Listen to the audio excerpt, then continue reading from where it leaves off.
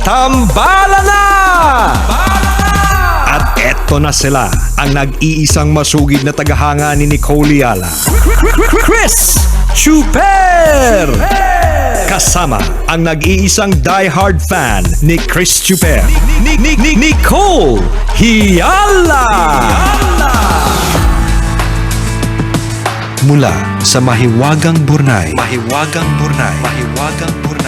ang kwento.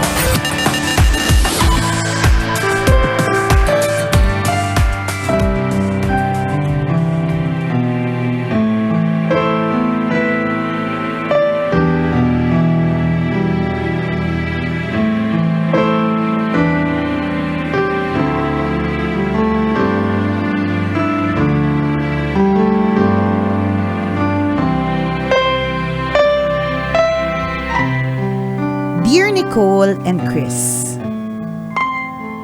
itago nyo na lang ako sa pangalang Flower.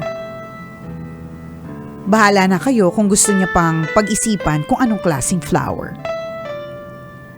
High school pa lang, tambalanista na ako. Nang madiscover ko kayo sa Spotify, naging background ko kayo anuman ang ginagawa ko.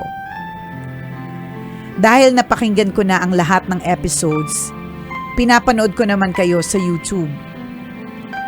Mula kasi nung marinig ko ang mga halakhak ninyo, nahook na ako sa tambalan. Kahit anong pangit ng mood ko kapag narinig ko na kayo, bigla akong sumasaya. Naisipan kong sumulat dahil naaaliw ako sa mga payo ninyo sa letter senders. Nahahawa ako sa halakhak ninyo habang nilalait at pinagtatawanan ninyo sila. Grabe ka naman Wala kang ebidensya. Grabe tumambinta. Never kaming nanglait sa tanang buhay namin. Wala yan sa vocabulary ng tambalan. Panghahamak, panglalait, pagiging judgmental. Grabe ka sa amin. Grabe ka ha. Wala kang evidence. Anyway, graduating na ako sa college na makilala ko si B. Hindi siya yung first love ko pero iba ang tama niya sa akin. Magkaibigan lang kami nung una. We care for each other pero napansin ng common friends namin that there is something more between the two of us. Naging tampulan kami ng tuksuhan. Until one day, nasabi nung isang friend namin na inamin ni B na may gusto siya sa akin. After several weeks, nag-decide ako na sabihin sa kanya how I feel. Hindi ko narinig sa kanya yung inaasahan kong marinig, pero patuloy niyang ipinaramdam na gusto niya ako.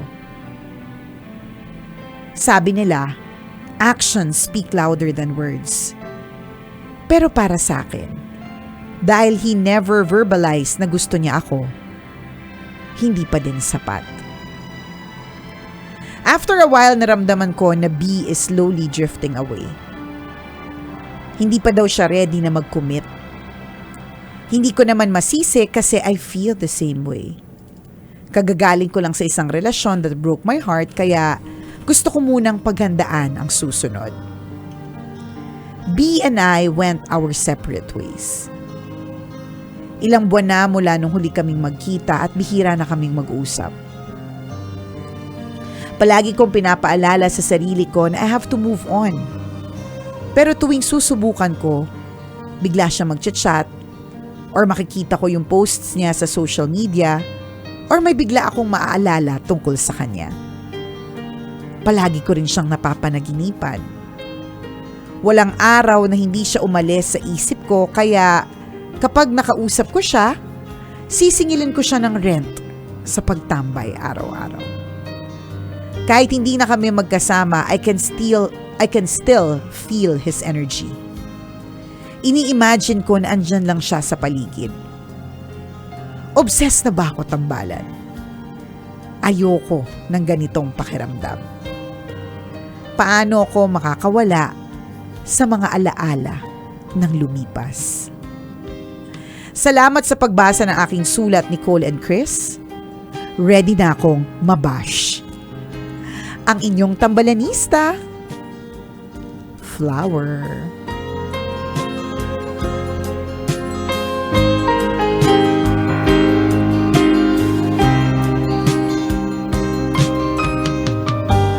isip ka na daw, partner. O kayo din, mga nakikinig ngayon. Anong Ano klaseng lang? bulaklak Correct. siya, no? Si Flower. Ay, akala ko ang isip ka na kung anong klaseng pambabash yung gagawin natin kay Flower kasi ready na siyang mabash. Wala naman ako, sorry to disappoint you, Flower, ha, but hindi naman masyadong kabash-bash. Yes. Oo, 'di ba? Bakit ikaw talaga yung judgmental sa ating tatlo? Kanina ka pa eh. Yung pinuri mo kami ng marami, pero umilalim ka ng matindi, 'di ba? Hindi ko para sa akin hindi siya yung worthy of bashing. Ganon talaga eh. Simple lang 'yan. You just can't move on. At hindi ka naman dapat i-bash dahil hindi ka maka-move on. Ibabash na nakita kung merong jowa si B, tapos hindi ka mga ganun-ganun. Pero natatamad kami mag-bash ngayon eh. Maulan. Tulog pa yung mga isip namin. Tulog pa yung mga isip namin sa bashing to the snow, di ba? So, in a one-horse open sleigh. Bashing through the snow in a one-horse open sleigh. And ganun talaga eh. Merong mga taong sadyang di natin makalimutan. Ang hindi ko lang masyadong mag-gets, bakit sobrang tindi nung sabi mo nga, di ba, pag nagkita kayo ni B, sasabihin mo sa kanya, magbayad ka ng rent kasi lagi ka nakatambay sa buhay ko araw-araw, di ba? Ang hindi ko mag-gets, ganyan na ganyan yung feeling mo. Sobrang antindi, sobrang intense for B, pero you don't want. Di ba? Tanga din eh. Ayaw mong mabash o naumpisahan na matindi pa. Umpisa na, bashing through the snow, 'di ba? Alam mo 'yon, kasi gustong-gusto mo, bakit hindi mo gawin? Dahil nga si B, iniisip ko dahil nga si B nag-express na nawali, 'di ba?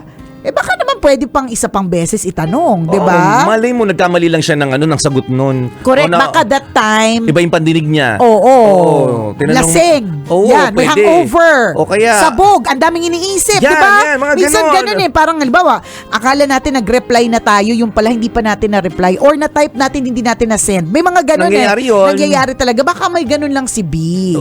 So feeling ko, kasi sobrang tindi nung pag-iisip mo tungkol sa kanya. 'Di ba? Pwede namang what could be, hindi yung what could have been. Pwede yung what could be. At pwede siya. Pwede mo siyang gawin ngayon. 'Di ba? Totoo 'yun. Kung tinatamad ka ngayon, katulad namin, di bukas. Madami pa namang araw. Hindi pa naman tayo mamamatay sa isang linggo lahat. Isipin diba? mo na lang, kabisyo. Flower, ang masamang damo, matagal mamatay. So kung alam mo sa sarili mo, nandun ka. Pwede mo pang gawin anytime, 'di ba? Pero wag mo nang patagalin. I think it deserves one more try. Kasi sobrang tindi ng mga naiisip mo tungkol sa kanya. Alam mo yan, dami mong naaalala. Ganun. Di subukan mo pa ng isa pang beses. Ngayon, kung hindi na talaga, tulungan mo na yung sarili mo na makahanap ng iba. Kasi inaarte-arte mo na parang mending a broken heart. Kagets naman namin yun, pero Hindi naman kayo. Sa eksena mo, mending a broken heart ka, pero lagi mo iniisip si B. Ayaw mo siya papasukin sa buhay mo, pero lagi mong iniisip si B. Magulo talaga eh. Diba? May something nga eh. Tungaw! O diba, you asked for it. O ayan tuloy. Bashing through the snow. Nasabihan ka ng nang hindi ka aya-aya. Pero nahanda naman niya nahanda niya na yung sarili niya. Na-condition niya na sa mga sasabihin natin. Pero tama yung sinabi ni partner, hindi naman ka bash-bash yung kwento mo, pinilit mo lang kaming i-bash ka. Oo nga, pinilit mo lang kasi parang gusto mo i-bash ka. Ayan, Parang gusto mo i-bash ka, di ba? Kasi, and in fairness, kaya naman siya din natuwa sa atin. Dahil daw yung sa panglalait daw. Oo, di naman. Pinilit mo nga lang kami ngayong araw na to. This is the first time, Pilit na pilit to. It breaks our heart na kailangan namin mang-bash. Oo, labag sa loob namin to kasi walang bahid sa pagkatao namin ng judge ng tao. In all our 18 never kami ng bash. Wale. This is the first time, pilit na pilit pa. Kaya nga, alam mo yun? Grabe ka. Charot. O, di ba, hindi ka bash-bash yung kwento mo. Actually, lahat tayo, feeling ko lang dumaan sa ganyang klase ng estado. Tama. Na merong isa o dalawang tao na hindi maalis sa isip at puso natin. Naging kayo o hindi naging kayo. Di ba? Na minsan mayroon tayong crush sa school o kasama sa office na lagi siyang nasa isip natin, pinapantasya natin, iniisip natin, kasama natin, what if naging jowa natin. Ganun no? Talagang kilig na kilig ka, talagang tumambay ng matagal sa puso natin. At saka sa isip natin, meron yan, nangyari yan sa napakaraming tao, and admittedly kami, naranasan din namin yan. Correct. Ang kailangan mo lang i-determine if it's causing you so much stress.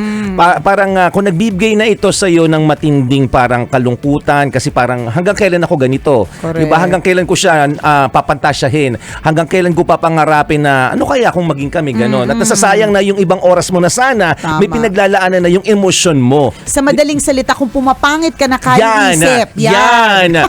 Itigil mo na. Tigil mo na yan. Kasi inaalaw mo din eh.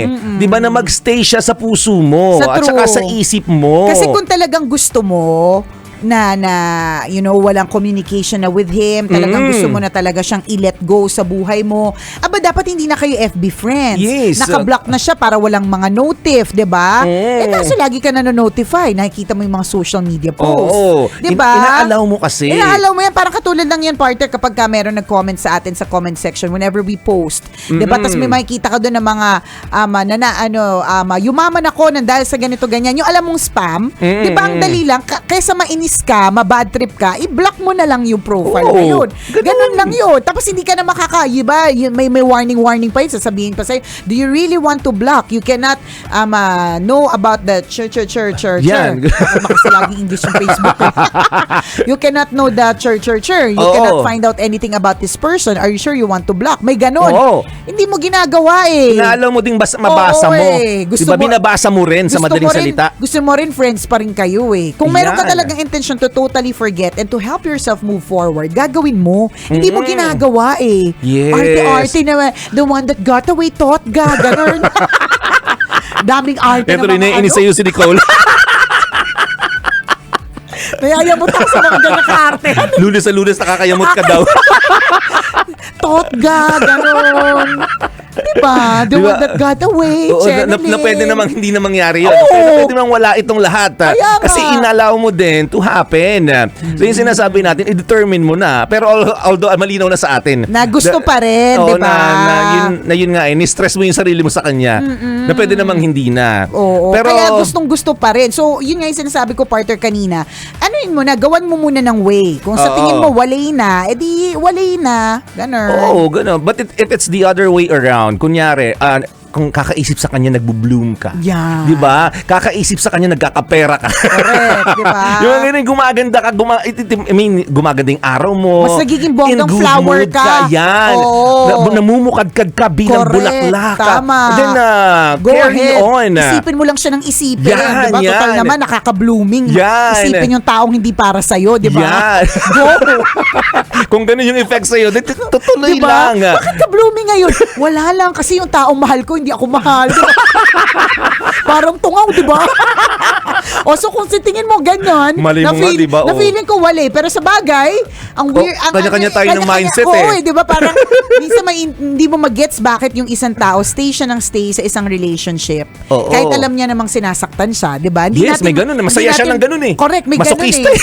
May ganun. May ganun, partner. Gusto na nasasaktan, Gusto nag-e-enjoy. nasasaktan or natatakot siya na mawala, 'di ba? Oo. Yung mga ganyan, 'di ba? So baka ganun din ang effect sa iyo, Oo. flower, So, 'di ba? i-determine mo 'yun. Teka, bumapangit ba ako o gumaganda? Kung gumaganda ka diyan, sige, tuloy mo lang. Wala Kaya kami nga pakialam, eh. wala tayong problema True, pag-uusapan kaya ngayon. ka nga siguro flower, 'di ba? Kasi talagang super bukadkad ka ever. Dilig na dilig, girl. Yung pero feeling lang lahat. Oo. Pero yun nga, tama si partner. 'Di ba? Feeling lang ang lahat. Oo. Diba? Parang yung feeling mo na nanalait kami, feeling mo lang yan. Wala kang ebidensya. Diba? So yung nararamdaman mo for B, feeling, these are all feelings. Ang yung Oo. na-gets na flower tsaka B. O di ba Diba? lahat ito na-create sa isip niya? Oh, diba? So, Flower sa'yo and sumisipsip bee. ng nectar mo. Isipin mo yun, nagpapasipsip ka ng nectar.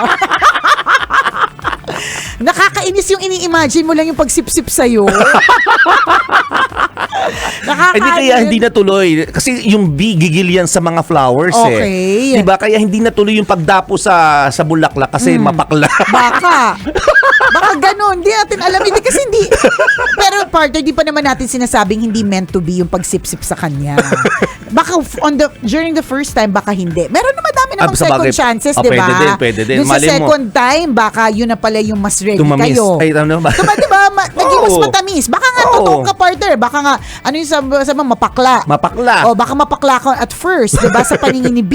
Oo. Pero eventually, 'Diba? When the time is right. Yan. Diba? Baka Tumamis na. Tumamis ka na. O diba? Oh. Sipsipan na ng nectar. Woohoo! Sa'yo Diba? lahat talaga nag-ugat to eh. Correct. Sinimula mo ng flower, tapos may B. Yan. Oh. Diba? Miss ko naman short end ng baby yung B. Aso pala B. Feeling ko B-E-E. B-E eh. So, flower and B. Diba? Isipin mo, nag-create ka ng matching-matching yung dalawa. Isipin mo, flower ka pero nakapag-create si B ng honey. Oo nga. Oo, baka pwedeng makapag mga ganon. O, gusto mo yun? Baguhin mo yung buong ecosystem. Diba? Baka naman, yun nga, kaya nga yun yung sinabi natin sa unang parte ng tambalan na pwede, kaiisip, edi why not try to give it a More second time. chance, Yes. diba? Kasi baka the time is right na. Correct. At saka initially, di ba, si B din, may diba mga nag-express? may gestures Oo. din siya na talagang gusto kanya. Although yung verbally walang sinabi, di ba? Walang gusto kita o tayong dalawa. Pero in terms of actions, ramdam mo. Nakikita, Kaya lang diba? mahirap din minsan nag-a-assume ka lang din naman. Tama, totoo din naman talaga yun. Maaari diba? hindi naman niya talaga sadya yung ganong klase ng ng galawan, pero ikaw naman ramdam na ramdam mong gustong-gusto ka niya. Kasi type mo eh. 'Di ba Oo. kapag type mo yung tao, lahat ng gawin niya may meaning. O yung abutan ka lang ng tubig, Oo, di ba? Pero Oh lahat my God, naman ayaw niyang nadidehydrate ako. Kinikilig ako. at ginagawa naman yan sa Oo, lahat. di ba? Lahat naman inaabutan niya ng tubig. Oo. Di ba? Yung mga ganun. Kasi water boy siya sa office, Sa di ba? true, di ba? O kaya siya talaga ang naghahatid ng water sa inyo. Oo, di di ba? Hindi namin alam yung buong situation. But what we know and understand from your story, Flower, is that you truly like this guy. So, bigyan mo ng isa pang chance, di ba? Magtanong ka ulit. Alam mo, Pwede naman. ang mga kababaihan hihingi lagi ng equality, di ba? Ipinaglalaban lagi yung ekwalidad, di ba? And I think it's okay na bilang ipinaglalaban equality na ganyan, di ba? Na ikaw din yung magtanong. Okay, do the first move. Oo, do the first move, di ba? Pwede naman. Ayos lang naman yun. Na-obsess ka na ba sa isang tao? Kay Piolo Pascual lang. Charot. Pero hindi ako na-obsess. Charing, wala Ever? yung na-obsess. Nahumaling ka, yung tipong... Parang ang strong kasi ng word na obsess eh. Parang ganun. Spell obsess. Nahumaling na nga lang. Hindi ko alam, walang letter S Oo yun eh. nga eh. Pero yung may tao na ba na naglinger sa isip mo? Yung parang, ba't di siya mawala sa isip ko, napapanaginipan ko, kahit saan ako pumunta, naiisip ko siya. Oo, pero ano siya, partner? Si Nesh. Hindi ko siya kabate. Kasi galit pala yung namumutawi sa puso Hindi ko mo. nga alam eh. Alam mo, na-realize ko, ilang beses ko na siyang naiisip. Okay. Tapos Hanggang ngayon ba? Oo, parang no isang gabi lang eh. Hindi mo siya bate. Oo, pero hindi kami bate. So hindi siya diba? obsession, ano lang siya, tumatambay lang sa isip mo. Oo, hindi ko nga alam ganun kung talaga ano pag may atraso. Oo. Sana magbayad na siya. Para bati na kami. Sana talaga. Wish ko lang it's a sign na napanaginipan ko na naman siya na sana ano. Oo, di ba? Sa panaginip nagko-connect yung mga isip nyo, sana ganun. Feeling ko, di ba? Magbayad ka na. Dali na! Huwag ka na mahiya! Kahit hindi ka sinisingil, dali na! Bayad na, please! Pero meron, yung tipong pag, kunyari, paano ba? Hindi, yung parang- nalulungkot ka pag hindi mo siya nakita. Tapos sobrang saya mo the moment na makita mo yung post niya, Ay, mag-message siya sa'yo. Hindi kasi dapat itanong yan sa akin bilang may asawa na ako, Hindi, partner. ever, dati.